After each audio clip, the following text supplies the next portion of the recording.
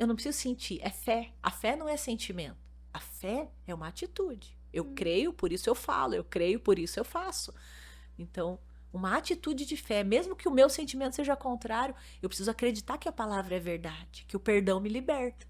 E às vezes a gente vive preso por falta de conhecimento. E de perdão, né? Pastora, você que voltou de Israel, viu, né, a questão, a cultura e passou por tantos lugares, assim. O que que a gente pode aprender com o povo de Israel sobre a Páscoa, assim, algo que eles, porque eles têm a Páscoa também, algo muito importante para eles, claro, pensando na questão mais do Antigo Testamento, mas o que que a gente pode aprender com eles, assim? É muito sobre a mesa mesmo. A gente volta à questão da mesa, né? Uhum. A cultura deles é muito linda, assim. Eu lembro que uma vez, vamos fugir um pouquinho da Páscoa, mas assim, eu lembro que uma vez eu peguei um voo, a gente foi viajar e o Júlio foi com as crianças e eu fui primeiro, eu fui sozinha. Depois, no dia seguinte, ele chegou com as crianças. A gente não conseguiu passagem junto. E eu tinha uma conexão numa cidade onde tinha muito judeu. E eu parei no aeroporto e eu fiquei lá, eu fiquei acho que umas 6 horas numa conexão, sentado no hall ali, esperando no portão de embarque. E naquele avião, metade do avião era judeu, eram famílias de judeus. E elas têm muitos filhos, né? Você olha assim, você não sabe quem é a mãe, quem são os filhos. Porque elas são lindas, novinhas, mas com um monte de Um filho, monte uma de filho. escadinha, assim, é muito legal de ver. E eu lembro que, assim, pra mim aquilo foi um presente de Deus e sozinha nessa viagem, porque foi uma aula. Eu comecei a ver muita coisa que a minha mãe me ensinava em casa. Falava que o povo de Deus fazia, do cuidado de um com o outro. E eu vi ali na prática, ali na frente. Foi lindo. Sabe aquela coisa do.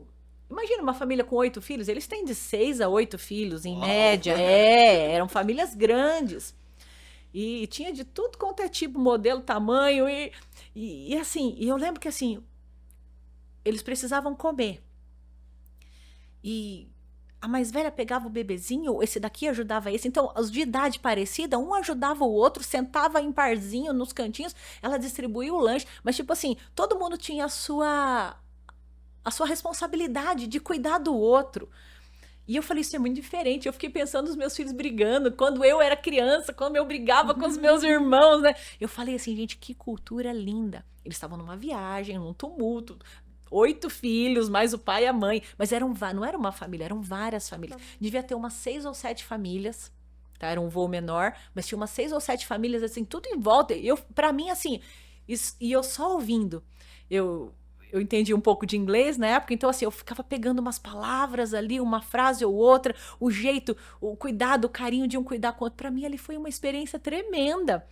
E eu falei, é diferente. O princípio, quando você ensina um princípio de zelar, de cuidar, é diferente. Falar que não tinha uma criança que resmungou, que chorou, mas um irmão mesmo foi ali resolver, o outro ajudou, sabe?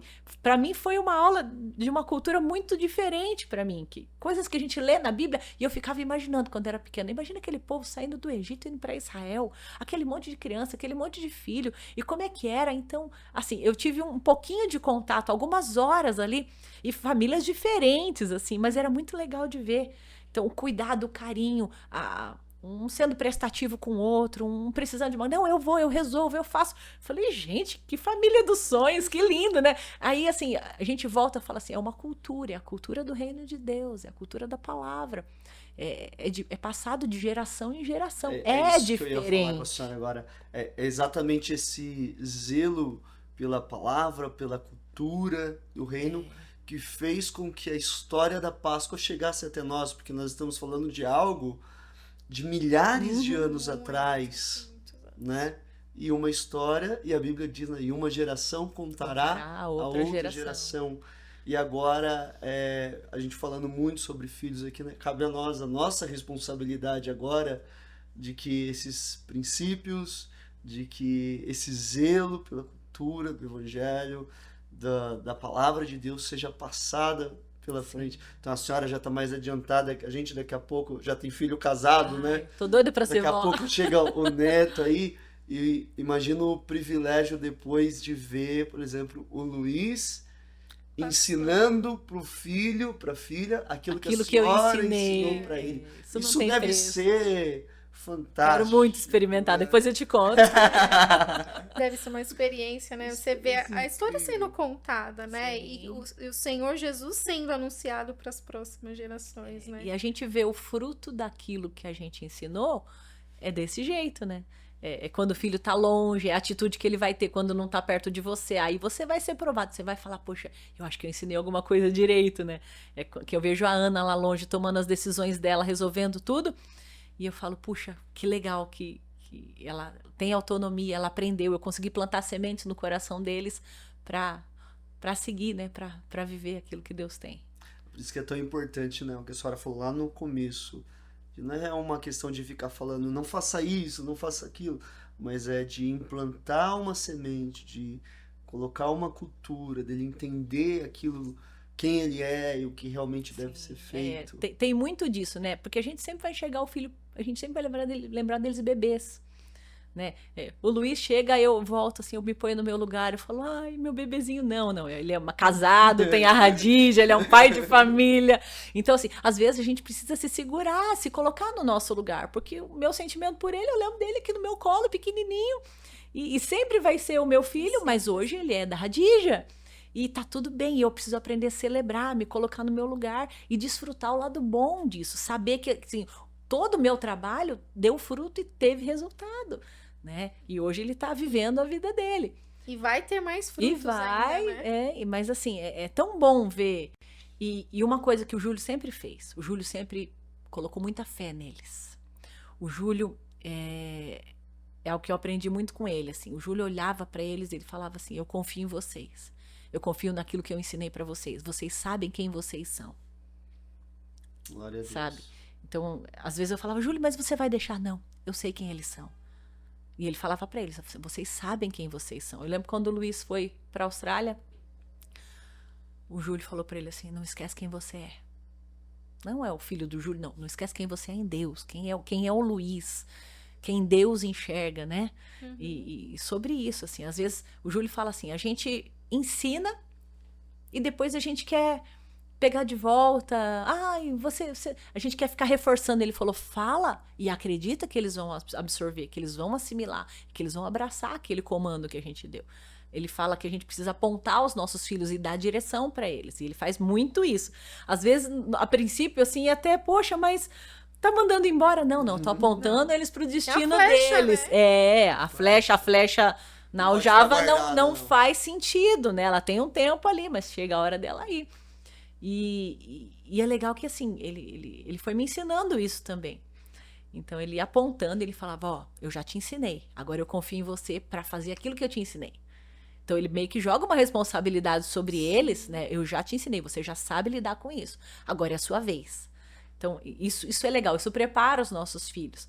E injetar fé e confiança e declarar a palavra sobre eles e falar assim, ó, a palavra funciona, eu acredito que Deus vai te abençoar sim. Isso desde pequeno. E eles também vão tendo as próprias experiências. Sim, eles vão provando de Deus, tendo as respostas de orações.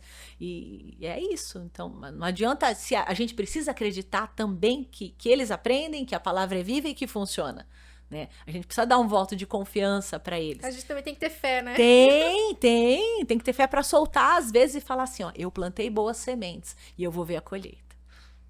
Chegaremos nessa fase. Chegaremos nessa Tá pertinho, tá mais perto do que vocês imaginam. Então, eu só fico pensando, já falta alguns anos para ele estar na NGA. Aham. Eu já faço essa conta. Ela tá mais perto da NGA agora do que... Fez 9. Tá Eu já tô pertinho. conversando com ele, falou, você só tem 3 anos de criança. Meu Deus, tadinho, deixa ele curtir. Só Não, tô mas tá preparando certo. ele. Mas precisa, isso é necessário. Porque você vai puxando. Hoje, o mundo diz que a adolescência vai até os 19 ou 21. Misericórdia. Quando é que se vai amadurecer nessa vida? Sabe quando as pessoas perguntam pra Audrey por que ela teve filho tão nova? A resposta dela é bem... Eu quero ver isso na prática lá na frente, né? Mas a resposta dela é... Fiz cedo pra ir embora cedo. Olha, Meu Deus. A Interessante. resposta dela é: fiz cedo pra ir embora Mas cedo. é tão bom a gente ter energia, a gente ter fôlego, a gente ter força pra curtir nossos filhos, criar. Eu fico pensando assim, como eu falei, eu quero ser avó o mais rápido possível. Lógico que no tempo deles tá tudo certo, mas assim, eu quero ter força, eu quero ter ânimo. Então, às vezes as pessoas querem adiar tanta coisa, colocar uma carreira na frente de constituir uma família. É lógico que você tem que ter sabedoria, equilibrar, planejar. E tá tudo certo. Mas você não pode deixar isso como a última opção ou última coisa que você não vai fazer. priorizar, né? É como se isso atrapalhasse. Na verdade, tem gente que quer ter a vida toda pronta para depois ter um filho. O Luiz é um filho, a Ana é outra filha e a Mariana é outra filha. Cada um nasceu num tempo diferente um do outro, numa realidade financeira diferente, numa maturidade espiritual diferente. Então, assim, as dificuldades vão formando os nossos filhos. Às vezes a gente quer poupar os nossos filhos de tudo, mas isso nem sempre é tão saudável. Às vezes a gente quer ter o mundo ideal, a casa ideal, tudo perfeito para depois. Lógico que a gente sempre quer ter o melhor. Certo? Você não vai ser irresponsável, mas às vezes a gente quer esperar tanto um ideal que às vezes nem é real.